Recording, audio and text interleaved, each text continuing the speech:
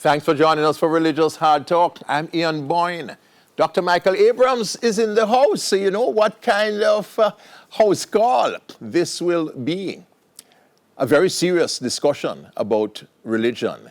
Michael is known for his work in comedy. In my view, one of the finest humorists the country has ever produced. He's enormously talented. But he's also a social commentator who has rankled many persons, particularly religious people.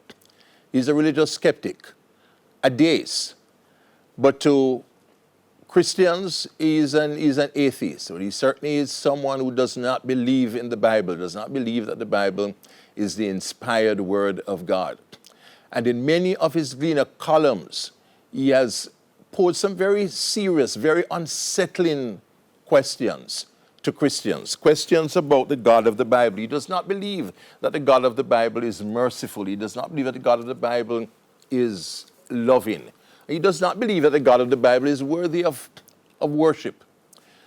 Today we explore Michael's views. We put the questions to him that I think that you would want me to put to him. And we give him the opportunity to explain himself. So Michael Abrams on Religious Hard Talk, talking serious matters. We thank you so much for your company. Michael, good to have you. What a thing. I hope this building is insured, you know. Yeah. You know that lightning can strike this place, you know that. And I must say, this is not a live program, so don't come here with your placards, right? Right, please. You know, Wayne West and others, you can organize your demonstration some water for that one. another time. Need some white rum for that one. Michael, tell us about, I have one of your articles here, Why I Walked Away from Christianity. You mentioned that when you were at university, your doubts increased. You really had serious problems with what you saw as a challenge to rationality that Christianity posed. Tell us about your journey to skepticism. I was raised as a Christian, and I remember as a child accepting Jesus from I was in Sunday school. Yeah. I used to go to Sunday school every Sunday. Yes. I started at an Anglican church, then I went to Grace Missionary Church. Went to Grace Missionary Church, an evangelical church. Spent many years there, and were you baptized there? I was baptized there as a teenager. Yes, I was. So you accepted Christianity personally. It was not just something that your parents imposed on you. Did you come to a point where you... They were not churchgoers. My father was not religious at all. My mom is a Christian, but she was not a churchgoer. But I was told to go to Sunday school. Mm-hmm. And it was...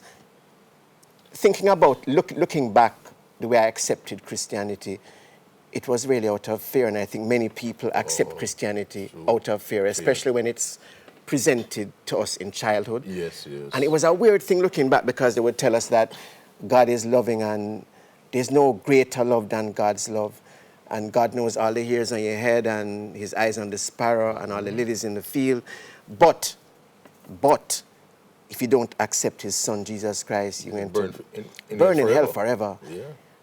I'm really kind of afraid a son had much less fire. So I said, you know, and then they would ask, so who wants Jesus? I was the first kid to put my hand up. Me, miss, I want Jesus, miss. Because I didn't want to burn up. That spares you everlasting burning. Oh, I didn't want that. I was afraid of that. And then they use even more scare tactics after you accept Jesus. They will tell you things like, no one knows the day nor the hour, and that Jesus will come like a thief in the night. Yes. And that just kept me in line. So even when my friends were doing other things like experimenting with sex and that kind of thing, I say, I'm not doing that. You started late? You started fornicating late? You're too fast. No, but I mean, this is not... Don't overpray this, man. You didn't. So what I'm saying, Christianity kept you in line. So when they started, I said, I'm not doing that, because next thing I decided to go broke my ducks. Yes. And Jesus turned up in the middle and my ducks broken. So I was totally scared. And I just gradually accepted stuff. I got baptized. I was in youth fellowship, used to go to church. Youth fellowship? And I went to a secular school. I went to Prairie, which doesn't exist anymore, but it was a secular school. Yes. And I was so religious that even when I was doing O-levels, they were not teaching it at the school at that level. And I I was determined to the religious knowledge or whatever it was called at the time, and I went and did it by myself. Okay. Because this is the right way. Jesus is the only way. So all them Hindu people, them and them, no. It's all about Jesus. It's all about God and Jesus Christ, who is our Savior. And I strongly believe that going into university. Going to university, you believe that? Definitely. Jesus was the only way. Definitely. Only path to God. Since you asked me, yes, I was a virgin when I went there. So yeah, it You're a lasted virgin that long. up to university? Yeah, man, I was, I don't know. So You never I had believe... hanky-panky like many did in, early teenage. You're too fast, man. Just leave it at that. Right, leave me alone. So I went to UWI. So I went to UWI. And I was still in that mode. Because I say, sex before marriage is wrong. And Jesus Christ is the only way. And then after a while, because I have a very inquiring mind, which is partly why I did medicine. I want to understand things. And many people in mainstream Christianity, for example, shun Jehovah's Witnesses. Yes. And I would say, why should I shun someone when I don't know their philosophy or theology? And I would invite them on the veranda and say, tell me about what you believe. Why do you believe these things? And I would listen. And I get the books and I'd read them. And some things made sense to me. Like when they say Jesus is not God. Yeah. I believe that Jesus is not God. And I understand their perspective. Yes. When they say that they don't celebrate birthdays, that's just weird. And the thing about the crucifix, I used to wear a crucifix all the time. And by the time the witnesses done it me, I didn't know where it is.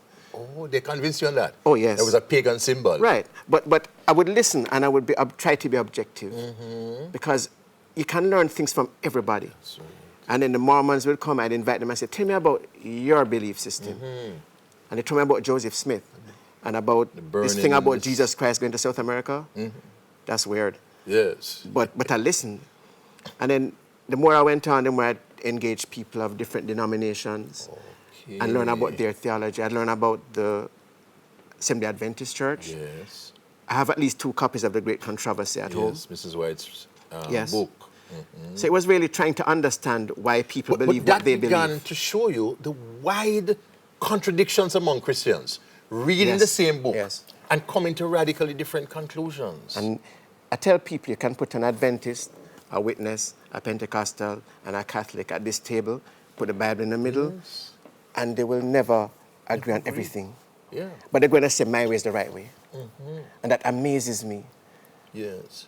So what finally brought about the cracks in your Christian belief, the cracks in your edifice of belief? There are a few conversations I remember having that made me start to think. I remember once saying to a friend of mine who is an agnostic that, boy, this Rasta thing is weird to think that Selassie is God. And he said to me, yeah, but Christians think Jesus is God, and that's weird. And I said, I never really thought of that, really, because I was told the same thing over and over, and I think that how you are socialized has a lot to do with your beliefs. Of course. If I were brought up in India, you'd be in India, or if I was brought up Thailand, in you were Buddhist. Thailand, or Japan, or the South American rainforest, or the Kalahari Desert, I'd have a different kind of religious background and belief system. And a lot of it depends on what you're taught. And if you are told the same thing over and over, and they send you to church every Sunday, you're going to believe it, whether it's true or not. Brainwashing is complete, If I grew up as a white kid in 1920s in America, Middle America, and my family was racist. Blacks are inferior? Before cable and internet, where I don't even know anything else, and they say, listen, black people are stupid, And I go to church and they tell me, and my neighbors tell me, and my relatives tell me. By the time I'm 21, it will be very hard to convince me that black people have sense, So when you are fed the same thing over and over and over, it becomes fact. And you don't question things. So we're told that Jesus we are discouraged from questioning things. Was a man who was living in first century Jerusalem, Palestine. And he was a man whose parents were known by people. And afterward, there were some who began to teach that he was God in the flesh. Yes. That belief has come down to us, and it is accepted as dogma. But it's the same thing the Rastafarians are saying. Just that the Rastafarians are closer in history to us. Religious skeptic Michael Abrams, explaining seriously his views, why he does not have the confidence in the Bible that you have, and why he does not believe in the God of the Bible. Michael Abrams, Unhinged, on Religious Hard Talk. We take our first break.